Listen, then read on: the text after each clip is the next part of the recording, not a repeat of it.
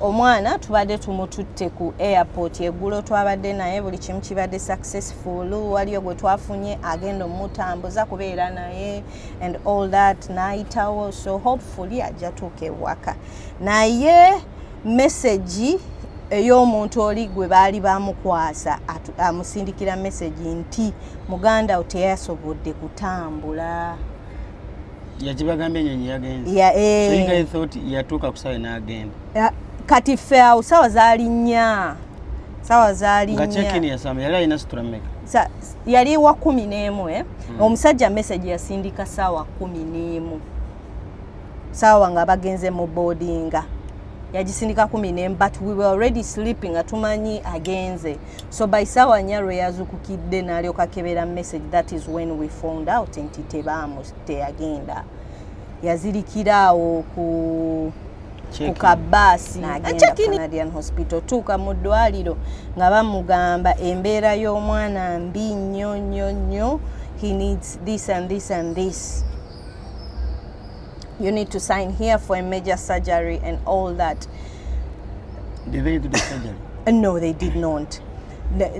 Nakwata na signing nga bamanyi ajja kukola ki. So he passed out before the surgery? Yes. So in so doing n'addayo ku mulimu and then sawa zaali 9:05 awo nga mukubira mazo sala mukubira mugamba hey what's the situation with Kato eddwaliro bamututte liriwa naye ngamba buli kimu so in talking nga tuli mu kwogera in like 6 minutes nangamba kati nno I'm receiving a call from the hospital, hold on, let me call you back. And he picked that call and that call yes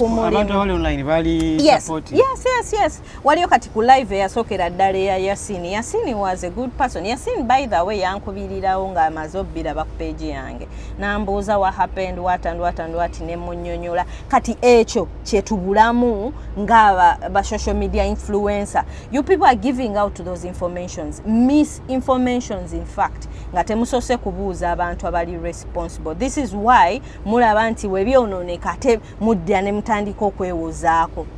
Something has happened, you need information. Why don't you just call the same person who posted it first n'ofuna information than coming online n'oyogera nti ono ye yakoze bwe bati because bebaleete. So who dragged the lady into the matter? Someone did? Yeah, I hear mbu niye yasooka Shadia.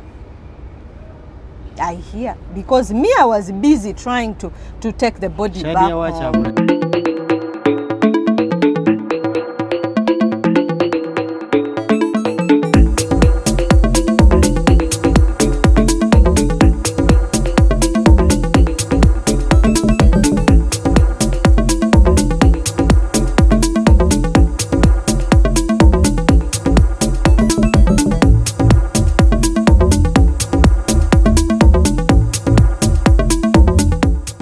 Mugamba muti abasiibi biseera bya Ramadan abasiiba mwenamu bali kusiiba era nga ndongawe mulaba shaddeko misizi ate yalisha futaali biseera bya kisiibo si abali abantu bagezaako okusiiba n'okubanga batambuza omwezi omutukuvu naye tusazeewo tuyiteeko twogereko naye atuyiseemu ku nsonga ya muganda waffe.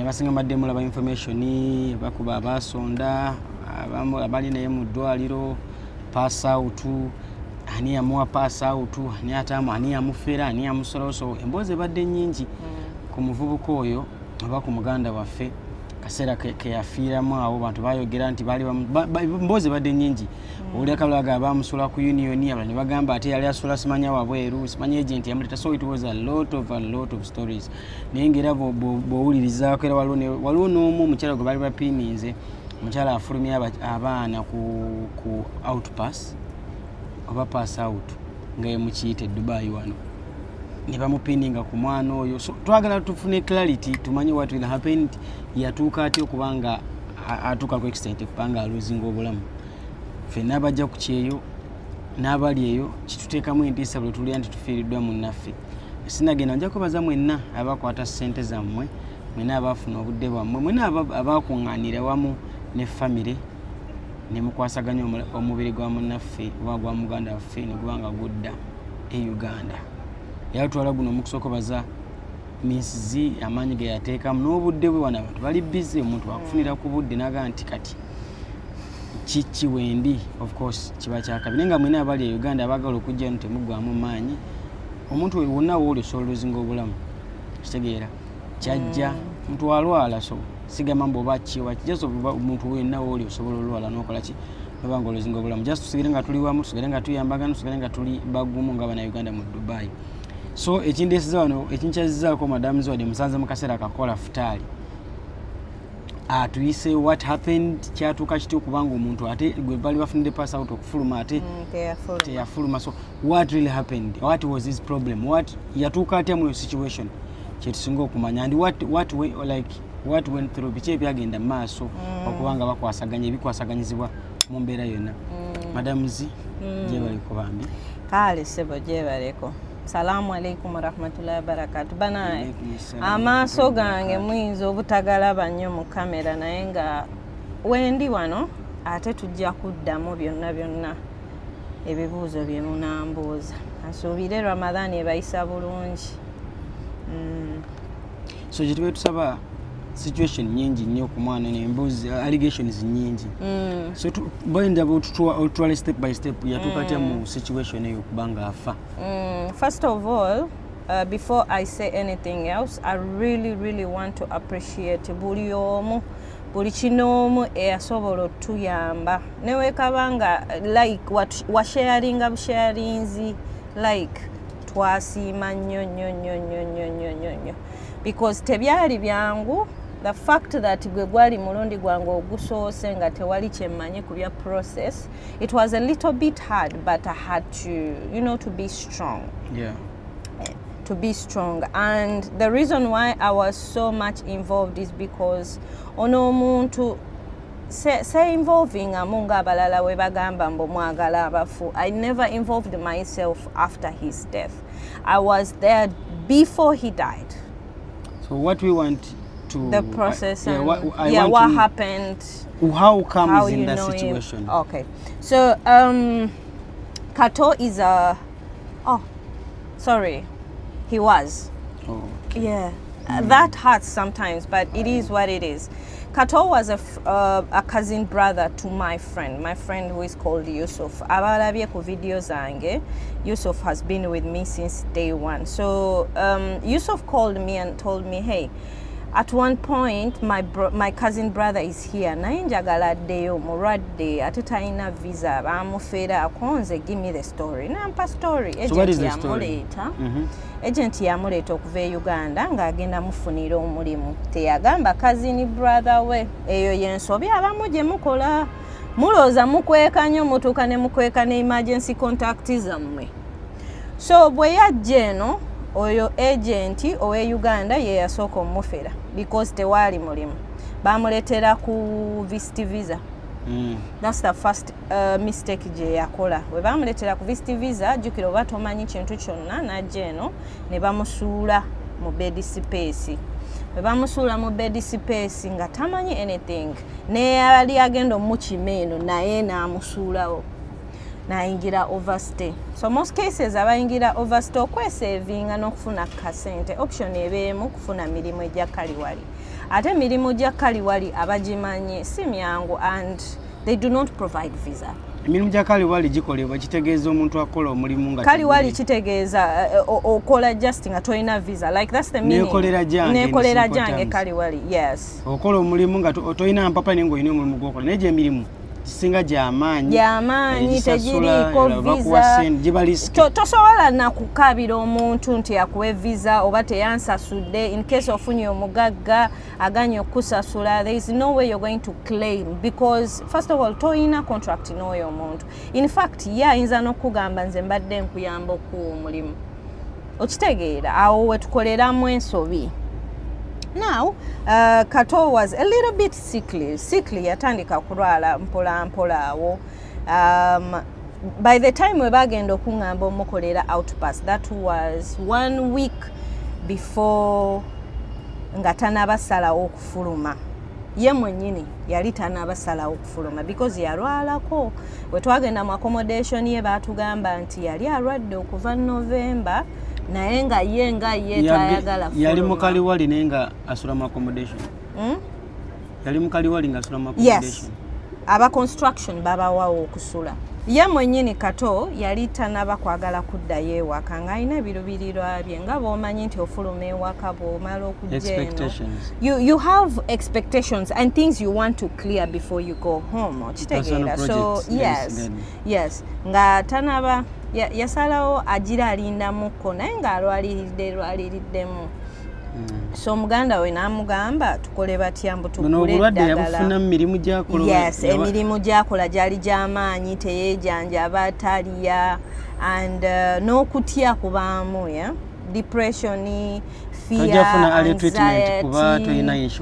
Batya nti because tebalina insurance, tebalina visa, because teyalina visa, batya nti bajja bakwatirayo, tebajja bawa treatment. So treatment yonna gye yali afuna is from okwegulira. Self medication is called.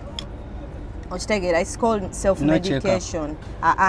Nti omutwe gunnuma nja kunywa panado, senyiga nnuma nja gula flu cap. Oba okitegedde. So ekyo kye yakolanga. So n'abanga anywa eddagala nga leero awulira bulungi. Ate panado ya wano ogimanyi kasita oginywa owonerawo. Eyina engeri gyekwekamu obulwadde ng'awona ng'era akola. So mu January awo nga naatera okuggwako ne bankubira essimu mbu tumukolere ki outpass. Alemereddwa like ayagala kuddayo waka. Yo decision bambi yagikola. Yali amazeemu bbanga ki? Yajja mu 2024. Gabadde yakajja. Yajja mu 2024. So naye kiyinza okugamba ku gundi eyo nze I believe bantu bangi bali mu construction. I think he had oza teyali mulwadde ng'omuntu. Teyali mulwadde ng'omuntu, no. Yajja era nga mulamu bulungi nnyo ng'ate munene bulungi nnyo. Bunene bulwadde bwamusangawo. It was all about omulimu gwe yali akola. Gwali gw'amaanyi bambi. Omugenzi yali akola nnyo nga teyabimanyiira naye nga like oyagala kuprovinga nti okola nnyo abantu. Because you need the money. You need the money and you need to be favored and all that. So he was working too much. He was really working too much. That is what the bana Uganda mwino ekintu kimu nti mu biseera ebisinga mutuka ku mulimu mukola nnyo okumala. Yes. I think they call it bakola kumala tebakola budde. No. No. Me, I think we are working hard. We are not working smart. Nti tugezaako nnyo okozesa amaanyi than okozesa obwongo. Ate bane tukole kumala. Wano tebalina buzibu okuzimbira kizimbe mwaka. Kuba kiba ku plan. So when you're working, gezaako kubanga okola budde. Like kola budde tokola kumala. Basobola baganya musombo gwo musanyi muguzi. Oyagala gumalawo mu ddakiika mbo ku proving.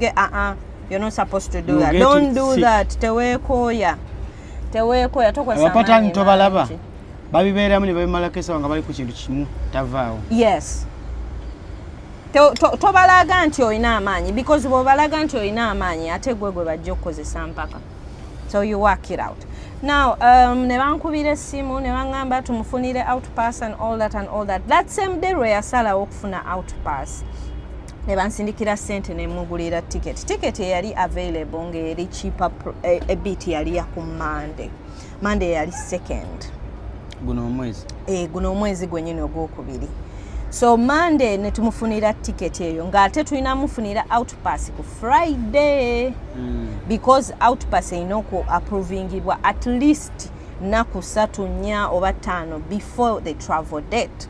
So by Friday when amutuukako ne mubuuza Kato, are you feeling okay? Because I saw him, he was really weak, he could not stand, yali tasobola na kuyimirira nga obuntu buno bwagwamu nga he is really sick and I'm like okay he is really ako tekaali kagaali awo no yali atudde just ku airport yali atudde tebamuteeka na kagaali yali atudde ku airport. He was really weak ne tumugamba olina okuguma olina okulya ogume odde ewaka mirembe you know like at least genda bakujanjabibe ewaka because wano byaganye nagamba nja kuguma nja kulya naye ng'omulaba nga tasobola nakuyimirira for so long so ne tubawa sente little bit money muganda namuwa sente namuwa kupe dagalaawo ne tubawa transport ne balinnya ne bagenda mu accommodation waiting for the day lwagenda okukola ki kutambula so yalwalanga n'abeera bubi yasigalangayo mu accommodation yes ng'asigalayo yali atya n'okutya okufuluma oyo mugenzi yali atya n'okufuluma accommodation accommodation yabwe yali sinako ne union yali tamanyi union gyeri yali tamanyi na union zigamba yali asobola ku union tabeerangako ku union yali tamanyi obuzibu abantu bayogera nnyo ne beerabira nti amazima nayo gyegali because nze ya breaking amawulire ago in fact even nga mufunira outpass nze ya mentioningako naye lwakuba baali tebamanyi nze gwe ngamba because so how did people get mixed up in situation kandetemu kana akantu okay so when ali mufunira outpass nakola video nengamba naye banaye mweba agent abaana bano mubabba abaana bafa omwana mulwadde yuno wano tugenda mufunira outpass naye omwana mubatta and all that I really didn't think about anything nti bagenda mugattako ku bya Zainabu because yali wa outpass oba okitegeera naye nagenda wetwalangirira nti omugenzi afudde ate ndaba trendinga mu bintu ebitali bituufu so this stuff is different no she's not involved in anything concerning Kato she has never been she is not involved tamumanyi ba mixinga just up nti situation yaliwo nti outpasses ezaaliwo yes kwegamba yali collateral damage ng'ate story egatta oba okitegeera ate nagamba ba agent babba abaana and all that agent omukyala atwala abaana ewaka aba agent naye yeah because the people use her to get documents and whatever to go home so she is an agent somewhere okitegeera so awe byali mixed up now the situation came in nti olunaku lwe baali bagenda muganda we yankubira muganda we is a very good family in fact he has become family now he's a very good friend of mine ankubira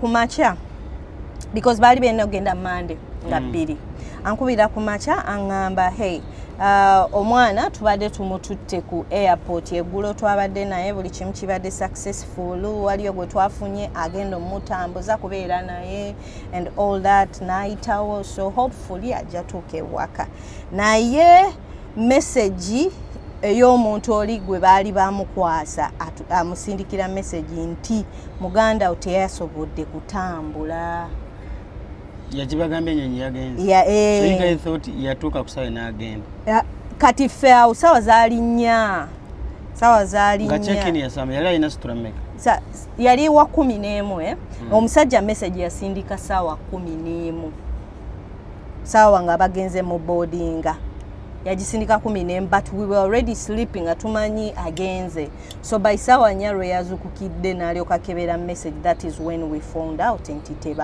teyagenda yazirikiraawo ku kabasi check-in yali amaze ng'agenda mu boardinga omanyi ako kabasi akabatwala kulinnya ennyonyi nga yandifiiridde mu nnyonyi tetwandibadde tusaba ffenna ng'esituke yes kati baali baboardinga nga balinnye kabbaasi ako n'agwa bambi banne bagezaako omusitula ne bigaana ate emergency ya wano ogimanyi eyanguwa nnyo in just few seconds because the cost would have not been as much as it is and mubiri gwe gwandibadde mu fridge bandibadde atuuka ewaka omanyi bw'ofiira mu nnyonyi 5 hours tebasobola kufuna emergency landing, 5 hours ntono nnyo ate depending on what happened because yafa ssaawa 10:06 ate ennyonyi yo yasitulwa ssaawa 11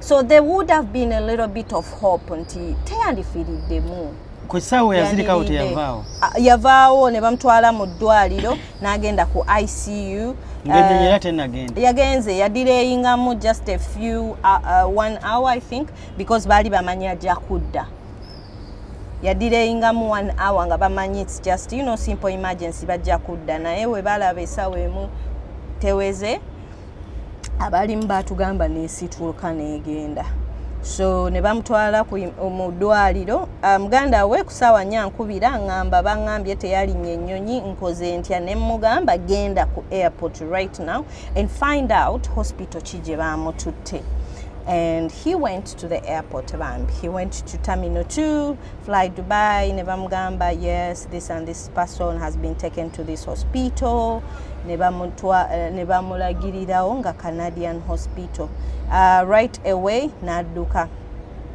n'agenda ku Canadian hospital tuuka mu ddwaliro nga bamugamba embeera y'omwana mbi nnyo nnyo nnyo he needs this and this and this you need to sign here for a major surgery and all that. Did they do the surgery? No, they did not.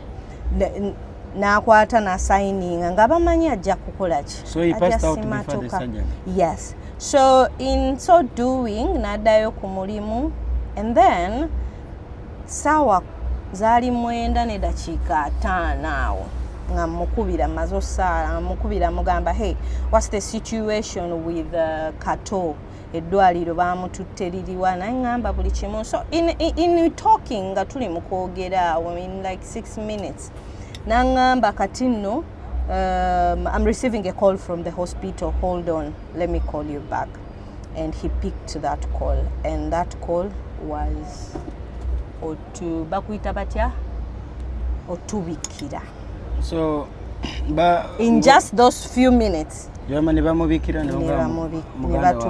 yes now right away I was the first call because already now they call naye nga twogera nangamba katino I do have bad news Kato has passed on and yeah life yene koma I was so feeling bad, disappointed. There's a time when you reach and you're like, why? We always question God. Why? Like we've tried on Omwana Deye Waka.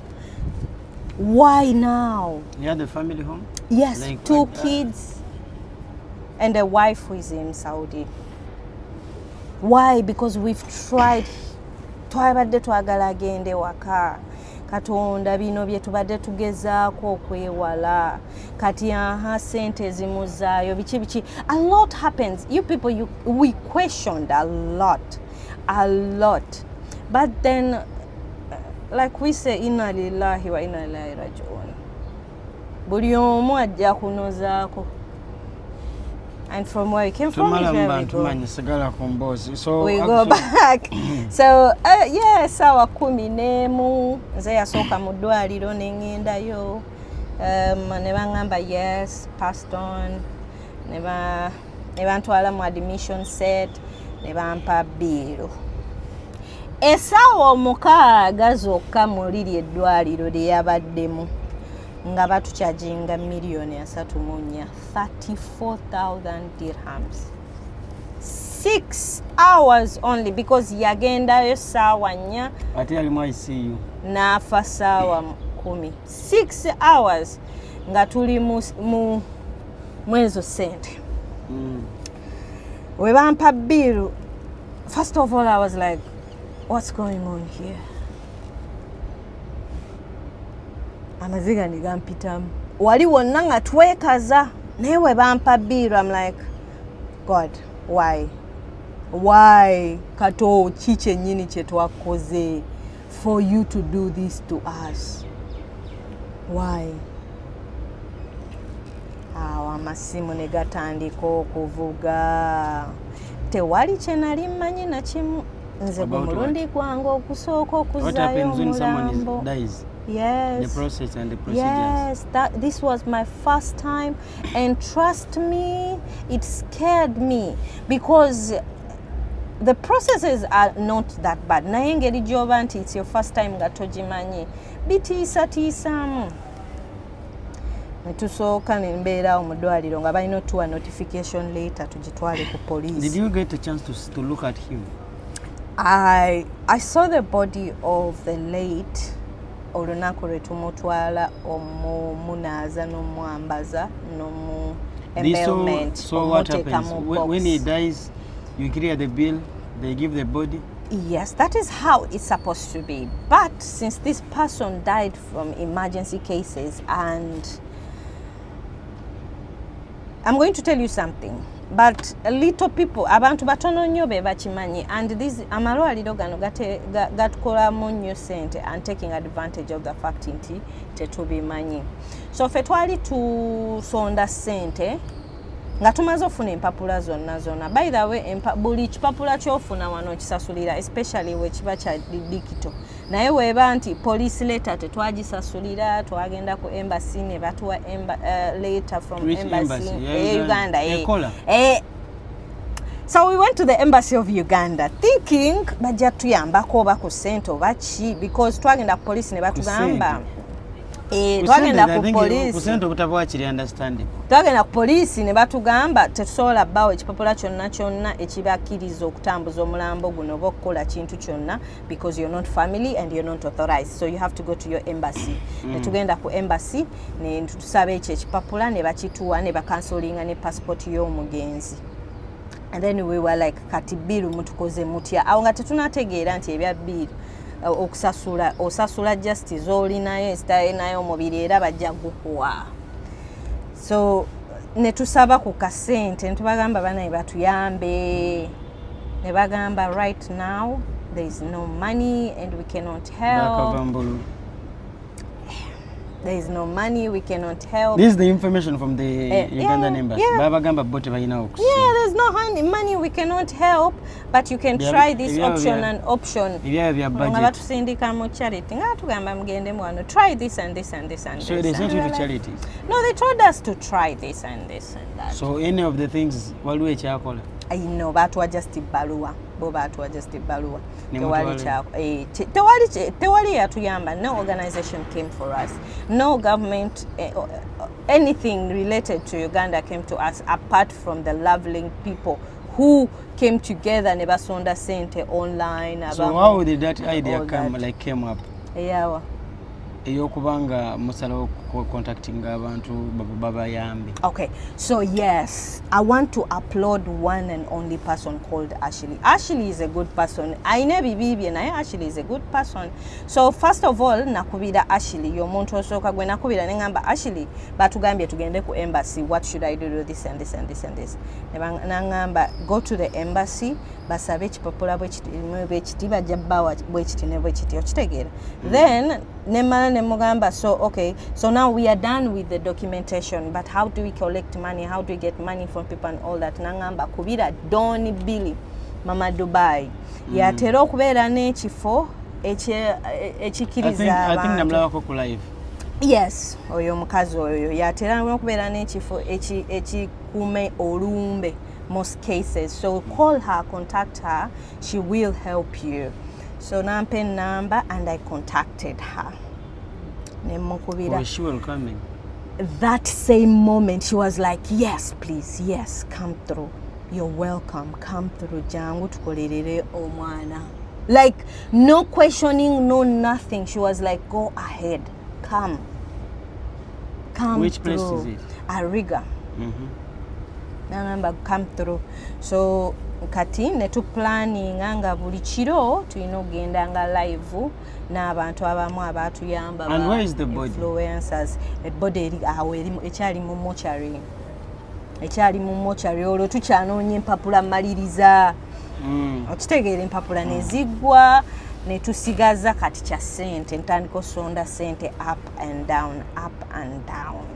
abeewabwe ne tubagamba neno nga tugendanga ku charity ezimu nga tetuziraba endala nga bwe batuwa location tebaliyo tubivaako so ne tusiganga tusonda online now nali ngenze ku mulimu yes waliyo kati ku live eyasookera ddala eya Yasini was a good person. Yasini by the way yankubirirawo nga amaze obbiraba ku page yange nambuuza what happened what ne munnyonnyola kati ekyo kyetubulamu nga ba social media influencer. You people are giving out those informations, misinformations in fact, nga temusose kubuuza abantu abali responsible. This is why mulaba nti webyonooneka ate mudda ne mutandika okwewozaako. Something has happened, you need information. Why don't you just call the same person who posted it first n'ofuna information than coming online n'oyogera nti ono ye yakoze bwe bati because bebaleete. So who dragged the lady into the matter? Someone did? Yeah, I hear mbu niye yasooka Shadia. I hear because me I was busy trying to take the body back home. Something. I was busy trying to take the body back home. Naye ng'ate ndaba social media bagamba omwana ali related ku Aziza. And I'm like, what do you mean? She has nothing to do with these things. Please do not drag her mubi n'ebintu. Ate naye abantu bano akwata akubira nze njamuwaya. I really don't care now. Akwata akubira. Who was calling who? Zainab. Awandikira, there's somebody who was also involved in Eye Uganda naye ng'ate naye agezaako tugamba nti you people ani involvinze Zainab mbina ebintu ate abadde asobola otuyamba okusonda ssente tuyamba mu processes and all that so mwino mukole video Really? I swear upon the living people were God. caring about the image, not the I'm telling you. And I'm like, no, we are not supposed to do that. Nobody said or told her anything about you being involved in this boy. So whatever they are doing out of their own will. We are not involved. So why should we do all this? Support. That is how it looks. That is how it looked. That is how it looked. That is how it looked. And I told the boy because Bambi Yusuf yali so stressed, yali up and down. And on top of that, yali achakola. Yeah, it's me who stopped almost my work nga ntambulira ku ebyo ebintu by'oyo omwana. It's me. Naye ye ng'akyakola ng'akyagenda ku mulimu. Okitegeera. Naye kati ng'ate tuddamu ebyo mbu ebya social media mbu because bagambye ono bwati ne bwe bati. Nengamba, you know what, let me just put up a video confirming and telling people nti Bambi, she's not the one. Yes, because she has never been in this. And the moment I put up that video, we kept quiet. Nothing else happened. Abagala believing abatagala because Amawulire already got out there. After you posting the video, that person in Uganda came up to support. So user. No, it's not about being user. We actually didn't care, but it's not good. Tuli mu bintu birala nnyo ate namwe mwagala kukuleeta ebizibu byammwe mu bintu byabwe. So we were busy fe nga tunoonya ssente nga tetubiriiko. And we didn't care whether the person is available or not.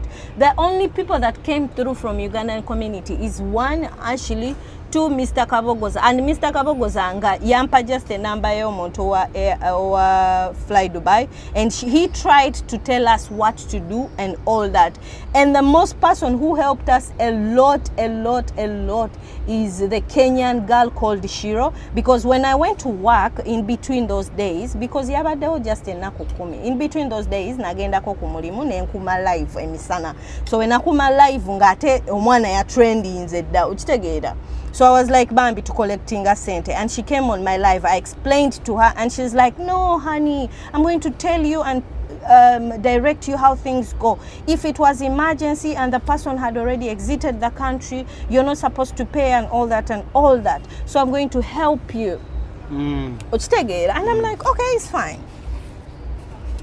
After the live, nemukubira n'alyoka atandika otuyamba nengenda mu eddwaliro nemukubira essimu ne batulagirira n'ayogera nabo n'ayomba nabo nnyo n'ayomba n'abagamba we mutazikendeeza oba zijjako that thing is not allowed and all that kwegamba n'ayogera nnyo ddwaliro ne tugamba kati bannange mukiraba embeera eriwo kale tetuganye it was emergency and all that naye treatment twakola bbiri because omubambi omusajja yagenda mu cardiac arrest mirundi 3 yafe mirundi 3 nga bagezaako mukomyawo engolo yeah he did mulaba embeera yes ne banoonya pulses yes abamukuba ebyo ebyuma byabwe so it was a critical condition we baatugamba.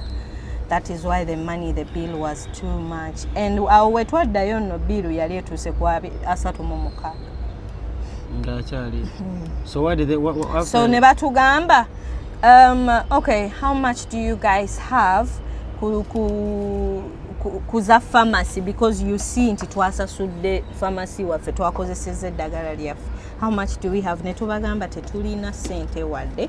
This is the money we have. So we collected all that money ze batuwanga mu lumbe. By the way, okimanyi nti ewa mama Dubai buli muntu yali asasula sente n'abajjanga ku lumbe nga bajjayo sente. So twacollectinganga a lot of 10s, 5s, 20s, 100 zali ntono, 50s and all that. Nga tuzitereka nze yali atereka sente. So we najjayo akasawo kange akaalimu sente we nazijjayo nga bu 10 zibungi ne bu 5 zibungi. Sente zo zaali 13 zaali 13 mu something ze twali tusonzeewo 13 something. So najjayo ezo ne baŋŋamba gwe tuwe just obwa 10 sigaza ziri endala. So obwa 10 bwali around 2,000 ne tubawa ne bakiri alinga omulamu n'atugamba mukubira ambulance mujje mugikime kati ate olwo olunaku ffe tetwali ready dukima because ebya tiketi twali tetuguze. Ne tulooka ate tuddayo ku poliisi ne batugamba ekipapula kye munoonya kiikyo mukirina musasule omuzinga bana eno tebakuzingira bwereere osasula sente okukuzinga anti tuli musiraamu noba oli musiraamu okuteekamu eyo boxi osasulira boxi n'osasulira n'okuzinga ne buno obuntu bwe bayiwamu basa yes osasula buli kimu. So ne tuteekayo ne tubooking olunaku lwe twagala ne tusooka ate ne tubookinga n'ennyonyi gy'osooka okubookinga ne tuweereza empapula. The match issue yali nnyo ku bills z'eddwaliro. Yali biiru y'eddwaliro because ebirala byonna kasita mwalina kasente byali bisoboka. Bisigadde process just. Yali process ng'ate yeetaagamu kasente. Yeetaagamu kasente. So ate waka baali basonzeemu ku sente. So you received any support from Uganda? From Uganda? Yeah. Abeewaabwe basonda. Abeewaabwe nno baakola kinene basondera ddala sente. Yeah, because I saw a video ku Virgin nga omukazi omu akwebaza so about the process. Basondera ddala sente. Nenga bana Uganda mwena abadduukirira bannammwe it's a great job. Bawale kubanga mwebeereramu. Kitegeera naye namba aba propaganda ababuukira buli kimu. Awo kyeneebuuza. Nosooka omanya what will happen nga tonavayo kwogera. Just ask. Oba mwine entalo zammwe Uganda yosanga abantu abalina obutalo nga badraginga mu banoonya opportunity to drag you into anything.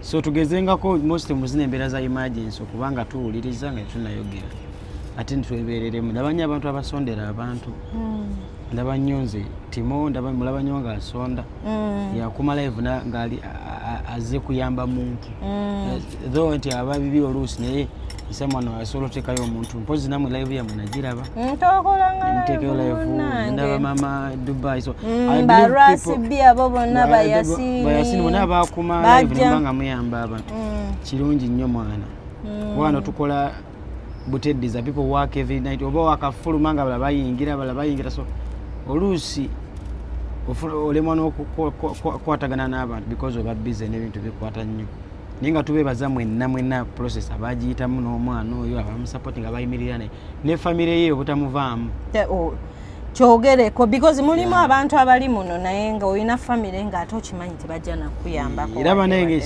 abantu abali muno mu Dubai making sure at least there are people you deal with. Funa abantu at least bokwatagana. Community. Beera mu community. In Dubai, when in Dubai nga bana Uganda, why don't we create a community? What and that is what we came up with. So we twagendanga mulumbe most cases. Everyone was complaining, why is not the government coming through? Why this? Why this? Netubagamba munai tetukyasobola kati ku complaining about the government because all the embassy and all that namwe mukiraba nti they are not there for us. So everything we need to do is for us. Buli kyokola olina omanya nti ate okolerera gwe toweetaaga ate buyambi oba kulinda buyambi buva waggulu eyo. We created a group. It's more of a subscription group. Buli Muna Uganda anayagala okubeeramu ojja sasula a subscription of 20 dirhams buli mwezi. Ezo sente zijja kuyambanga bana abaana buli ayagala any emergency that comes along ezeetaaga sente ezo. This is what we are going to use. But it's not a must. Tewetaaga kubeeramu. So where does that money go and who is handling the money? So far we have not started collecting the money. We are just building up the group and the community because we want to open up a bank account in Uganda. Okay? Every money in Uganda munaza bank account never one. Because if you put money in Uganda, no, at it a will bank be hard to bring back. Bank account ya wano tejja tusoboseza okukulakulana. We want something that is going to make us grow in the future, and even as an organization, you can carry. First money. of all, about an organization. But muna akera kumachanga abana Uganda bali mu Dubai. Tufiirwa abantu tufune ebintu bingi ebitu affecting awo. Bwe muna akera kumacha ne mukkiriza ne abantu basinga ababeera banga abali waggulu ne mweteka ku level y'omukuba nti oli Muna Uganda.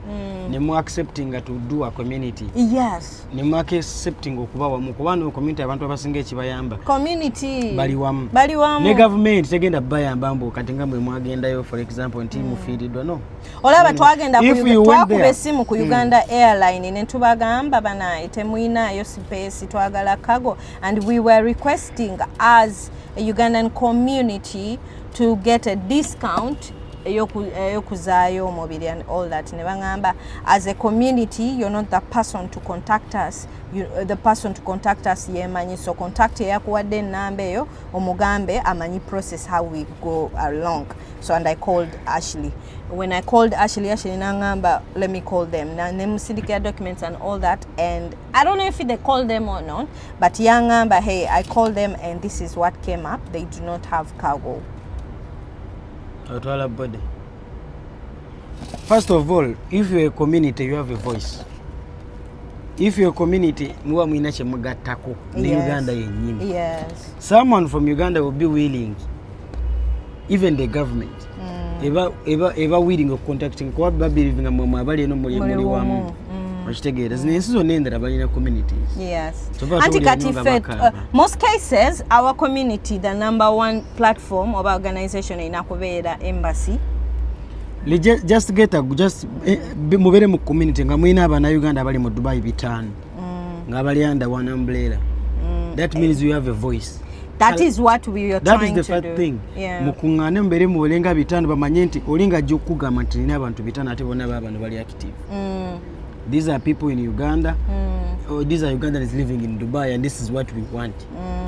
Musolo okwelonda mu cabinet manga musolokera kwa government ejirede isobole ba funding. Government can put in money for fune batera sere ku account ya mukuwesa. Naye mujja afune waliwo alimu overstay agala set. Waliwo afiiridwa buli omu n'ebizibu. You guys are many. You can't go mbo afiiridwa go eka ngalona bafuddeyo recently. We ogende ku embassy bawe gwe. That means bantu banji muno. But no, the embassy has to do that. In case everybody, anyone needs it is easier. Help baba inokuwa. It is easier. But twachitegeera nti the embassy does not help us. So tulina okujanga ffe to help ourselves. But it will start with you. Just agenda yo gwomu. Okusaba obuyambi. It is easy. Bwembanga mwina leadership. Ate fena tulina ebizibu. Afuna ebizibu akubira government yawe. Kati olaba bana abalala abantu. Buli afuna ekizibu, you go to your embassy. You don't have to carry a whole wajjanani wano. You understand? If the embassy was but working, if you are together in a community, the only reason why we need honey government. Kwegamba embassy si yetutwala mwene. Anti ogenda ku embassy. Byakwita process. Yeah. But even if you pass through the process, nothing happens. So because you're not organized. No, it's not about organization. It's so bannange, we need to be together. What we twagala okukola mu Dubai. You can obalwa afunye obuzibu ne bafunye obuzibu na company. Now you guys are together. Mutekawo embeera, things can happen. When you Dubai registering mindset ate kati awo kijja twabo, it's not easy for you. For Dubai it's not going to be easy. Tuba tulina soko settinga waka we tumalo ki settinga waka then awo ne tuyoka to establishing. But when tulina beera fenna. Because from the beginning we had to do that. If we are together here as a community, we have a lot of smart people. Yes, they come together. Yes, it's the advisors that come through. Yeah, so we have a group. Your main interest here is we are making our own emergency fund, an emergency fund that will help other people. Tuleme kujanga online kukabirira abantu. So kati mugenda group egenda kole tebate munagisettinga bulungi. Do you already know? The group is there. We know how we want it to work. But we still need a lot of people to come through. Bali subscribe diboka. No. And this is why woyagalira wofulumira. Tobanja tobanjibwa. Woyagalira wofulumira.